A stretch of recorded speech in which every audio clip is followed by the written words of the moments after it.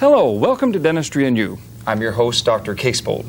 With me today is Dr. Boyd Harris of the Dental Implant Center. Dr. Harris does dental implants, which are something quite different and unusual from regular dental procedures. Dr. Harris, welcome to Kansas City Live. Thank you very much. Dr. Harris, you know, a lot of people when they go to the dental office, they have something removed, or they have a filling done, or something relatively routine, a cleaning, an examination. But this is anything but routine. This procedure is a very complicated, very specific, and very holistic in its scope. Can you tell something to our public, just exactly what a dental implant is and what it does for our patients? Well, a dental implant is a device that replaces missing teeth. So these can be put in the bone or they can be put on top of the bone. The ones that are put in the bone are called endosseal implants. The ones that are placed on top of the bone are called subperiosteals. And it really depends on how much bone one has, which modality of implant that we use. Now this in fact is replacing something that is fixed in place. This is not a denture. And we want our people at home to understand that this is not a denture. This is actually a surgically placed implant, a prosthesis or whatever you wish, a device implanted into the bone. Yes. There's different modalities, as I say. Some of them are root formed and some are blades, are the endosseals, and then the subperiosteal are made individually to each person's individual bone. It's a casting procedure. Oh, by the way, I think it's one of the most fabulous and probably one of the greatest procedures in terms of the future of dentistry, and we'll get to that in just a moment. And I did want to remind our viewers at home, this is a call-in segment. If you have a call or a question either from myself, Dr. Casebolt, or Dr. Harris, please give us a call, and the phone number should appear at the bottom of your screen. We'd be happy to entertain your questions. There's a lot of people who have completed that. There's about 300,000 people that have, well, it's more than that. It's really about 30 million people who have no teeth at all after age 65.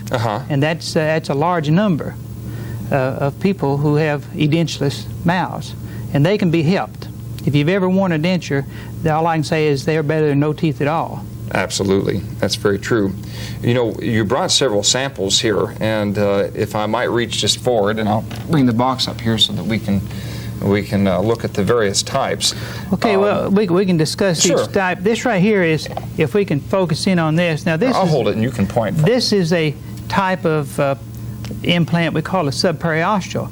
Now, we have some models of different resorption rate of bone. Now this is when someone is approximately 18 years old. You can see how much bone we have here with the teeth in it. Now after 5 years... This model up here, right? Yes. Then after about 5 years, you can see how the mandible has resorbed. Then 10 years, and this is where people start having trouble. Usually they can wear a denture the first 5 years, and then it gets down to a point where the bone resorbs. There's been quite a change here. We're going up from this point up here, where there's a tremendous amount of bone and teeth, and then of course this is the particular patient's mouth after they've lost their teeth and they've been removed, and then as we move down the scale, there's less bone. You can actually see a physical quite difference a bit less there. bone. And you have then it gets into the last stage, which is 10 plus years, and you start having the dehiscence of the mandibular nerve that comes out through, so that when you do have a denture that is made, it fits on the nerve and one can't bite very hard at all. Not only that, but I find it almost impossible to make a denture for a patient. Well, it is. The upper denture is pretty easily made, but the lower one is just very difficult to get any function out of. But with the implant, that solves this. Now, with someone that is in the last two stages, we call it moderate resorbed and severe resorbed, they can have a subperiosteal which fits, the framework fits over the bone. Now, this model is made up so the white area represents the bone and this pink represents the tissue. And this is the framework. The framework is made out of surgical vitalium, and it's made individually fit each person's bone. And we have a technique that we can take the impression, wax it, and cast it, and finish it all in one day. That is a very fabulous procedure, and we'll go into that in just a minute. And then the denture, the prosthesis, is fixed so it will attach. I call this a fixed removable. It can stay fixed, but the patient can remove it. I see. And this is the ease of keeping it clean and everything. You know, that is absolutely amazing. Again, what we have is what would ordinarily look like a conventional denture, yet it is firmly held in place by this metal underlining it's a device. framework. Yeah, and then the denture has a little O-ring in the denture part, which fits over the receptacles here, which makes it attachments. There's other types also. This is fascinating. And not only that, the thing that is amazing is how it actually is fitted to the bone. Most people don't realize this, and I'll go ahead and remove the upper part here.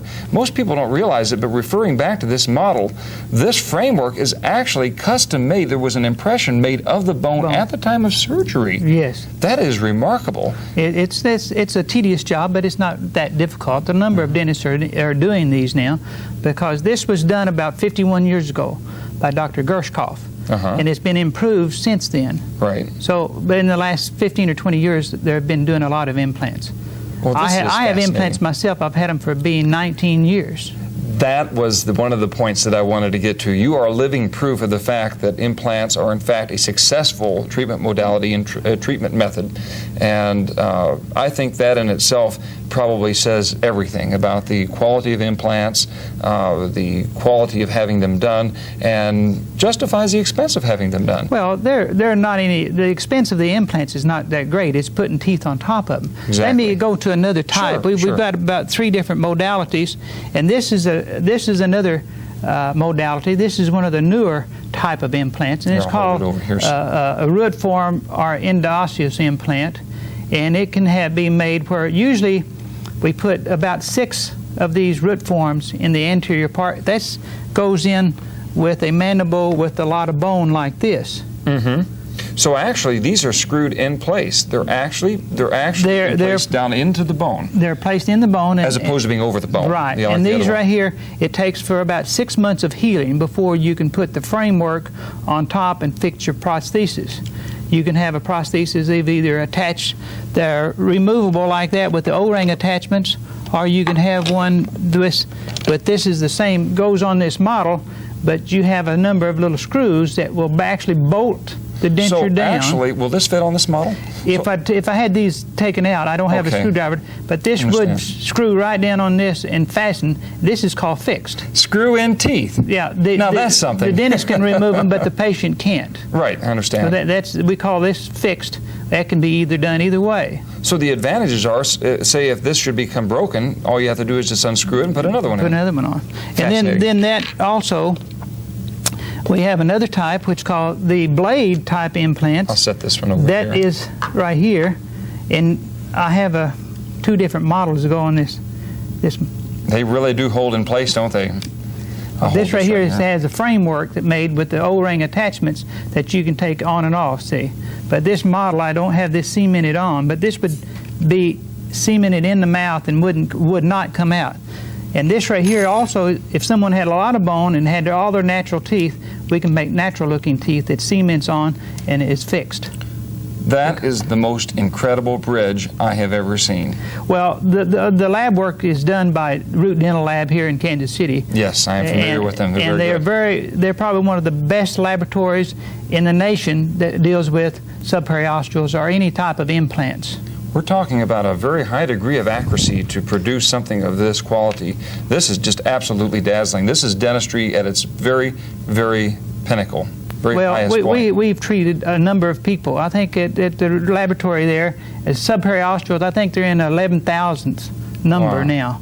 And this right here, this is one of the subperiosteals. This is just the one that is being fitted to go in the mouth, and this is how it looks off the model. That is, I'm going to set this one down. This is a tremendous casting here. Someone, I would assume Dan Root did this. Yes, his staff does this. Now what we do is we have to take a impression of the bone, duplicate it, and make a casting out of it. Gotcha. And then we make a waxing model and then cast it to come out like this. And this is getting ready to be finished. Now, at this point in the patient's mouth, they have just had the surgery. The impression has been taken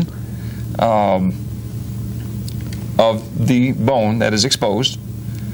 The impression is then poured up into this cast that we see here. That's correct. This framework is not made, and then at that point, temporarily, the gum tissue is sutured back over the teeth. That's correct. Or excuse me, over the bone. Over the bone, And yes. then this is made overnight, very quickly. Well, yes, we have a technique now that we can make it in 24 hours. So That's one incredible. doesn't have to go without teeth for 6 months. I see. If they have very little bone, this right here is the ideal thing, is the subperiosteal technique. We make a denture first, a new Exactly. denture, upper and lower, and then when they come in for surgery, at that point we take the impression of the bone and we get everything, and then when we deliver the denture and the framework the next day, it's fitted and the denture is put on, the prosthesis is put on the framework, and they can go home with teeth. And again, in the refitting process, the sutures are opened again, the tissue is pulled back. Yes. And then this framework, as we see right here on the cast, is then laid into place. It's very and accurate fitting. There's even a place for a bolt here. Well, we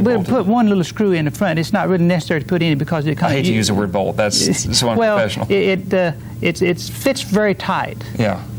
There. And then the tissues, the gums, heal over this, and we're left with these little shanks. Yeah, percutaneous sites we call them, which is the metal that comes through. And this technique has been, we improve it every year, and now we have it set down to that it works very, very good.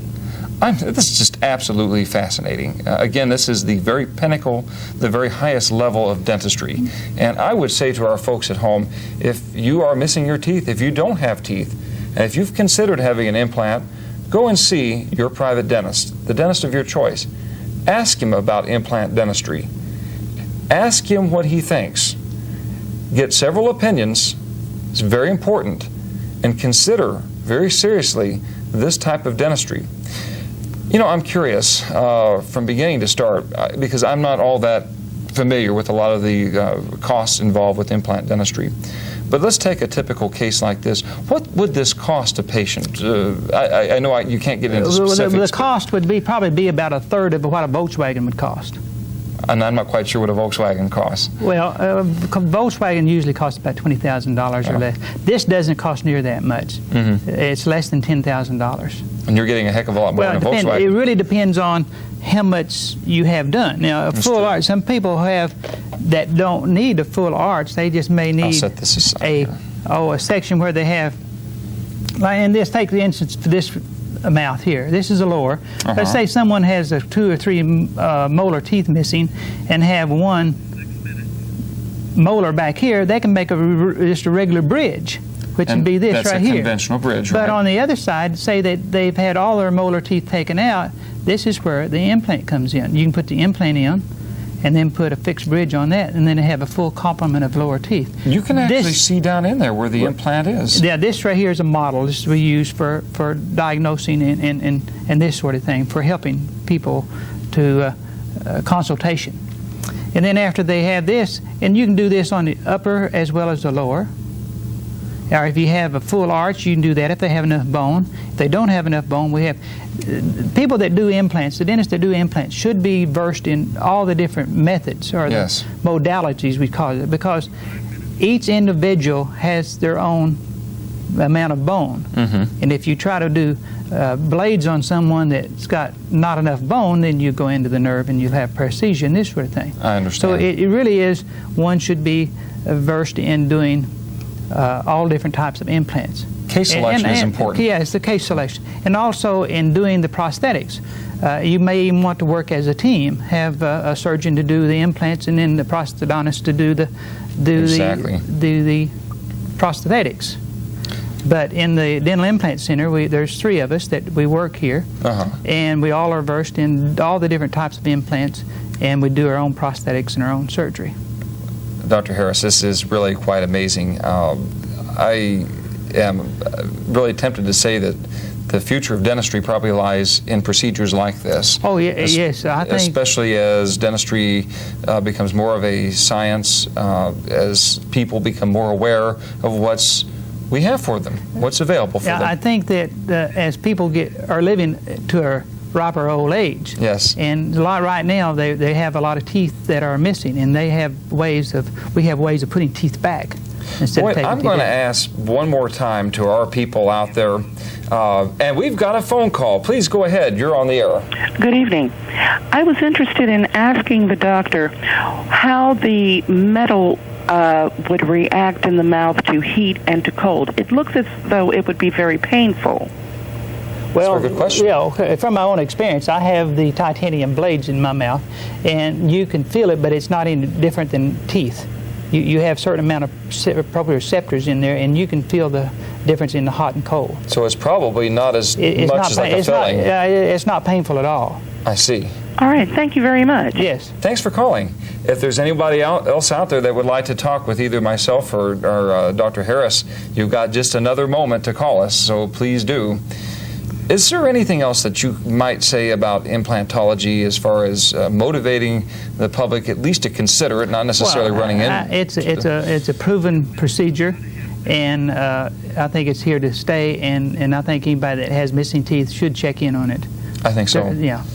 What is the success rate? I know with any kind of procedure, whether it be a dental procedure or a medical procedure, there's always a certain degree, or they measure it in percentage versus years. What is the success rate on the average for a lot of these procedures? The average in our office is probably between 95 and 98% for a 5-year period, and most of them are last over. I have implants that have been in people's mouths for over 15 years, and I've had mine 19 years. We have another phone caller, and please go ahead. You're on the air. Please go ahead. Oh, I hear you. What I was curious about is, I have kind of bad teeth, real bad teeth, and I'm young. What's your information for somebody that's young, and what kind of price range do these run? Well, it depends on how many implants you have, and I don't recommend taking out good teeth to put in implants. The back rows of mine are bad.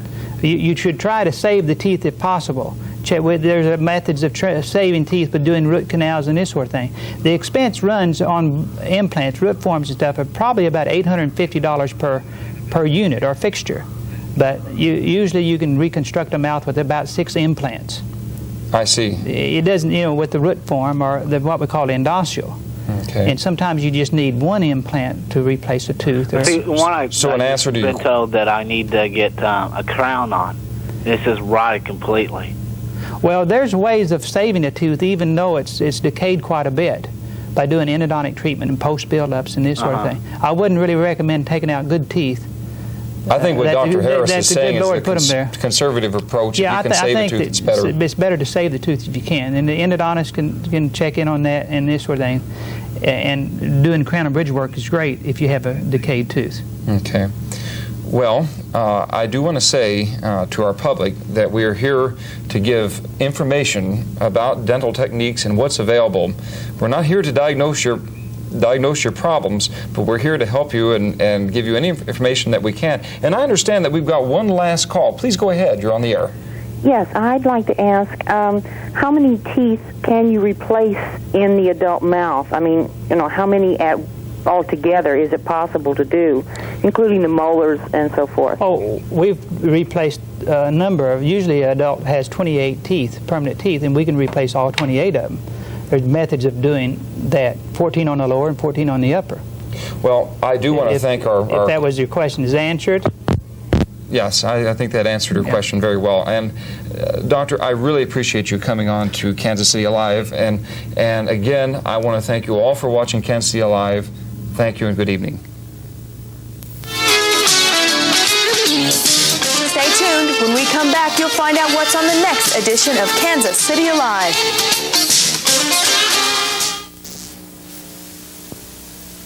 Hello, I'm Tom Davidson with an announcement many of you will be interested in.